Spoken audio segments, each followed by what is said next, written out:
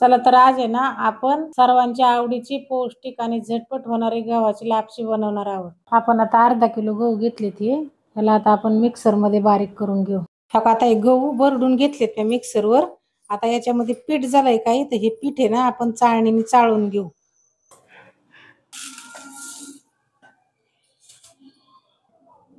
कण्या चाळून झाल्या आता ह्या कण्या बाजूला काढल्यात। आता ह्या मिगे आपण कढईत टाकून भाजून घेऊ। आता कढईमध्ये 3 पळ्या तेल टाकू आपण आणि ह्या तेलामध्ये ह्या कण्या आपण भाजून घेऊ चांगल्या।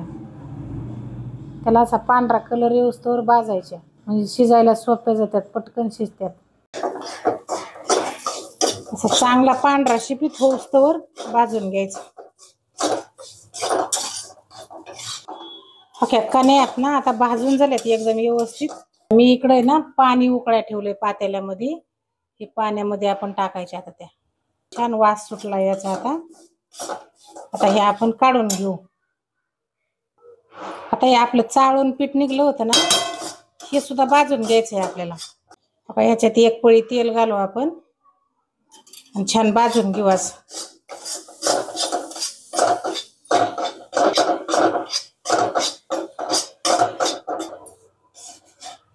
आता आपलं पीठ चांगलं भाजून निघलं हे का लाल जरच झालं। आता हे पाणी थोडं गरम आहे ना परत वाटण्यासाठी मी थोडंसं काढून घेतलंय। आता ह्याच्यामध्ये आपण ह्या कण्या भाजलेल्या आहेत ना ह्या कण्या आपण आता ह्या पाण्यात घालू।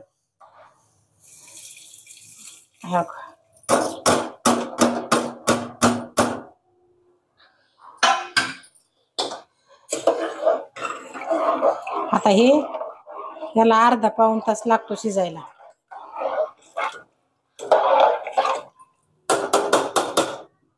आता याला निवांत शिजून देऊ जरा आपण।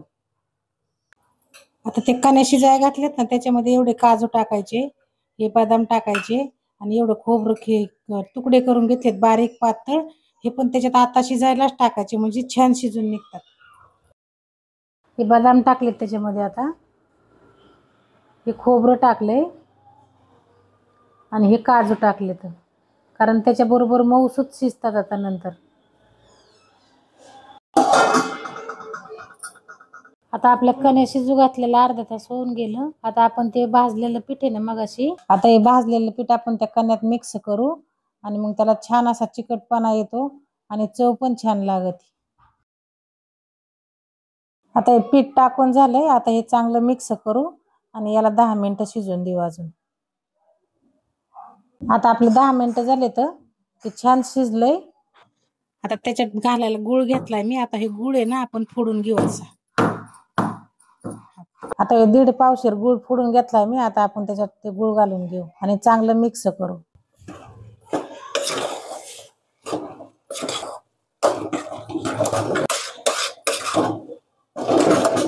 बारीक गॅसवर छान शिजून द्यायचे। आता 15 मिनिटं शिजून द्यायची अजून बस। हा आता आपली लापशी तयार झाली। आता याच्यात काय टाकायचं माहितीये का सूट, बडीशेप, विलायची आणि जायफळ केलेली पावडर आता ही वरून टाकायची। खूप छान वास येतो आणि चवीला पण खूप छान लागते।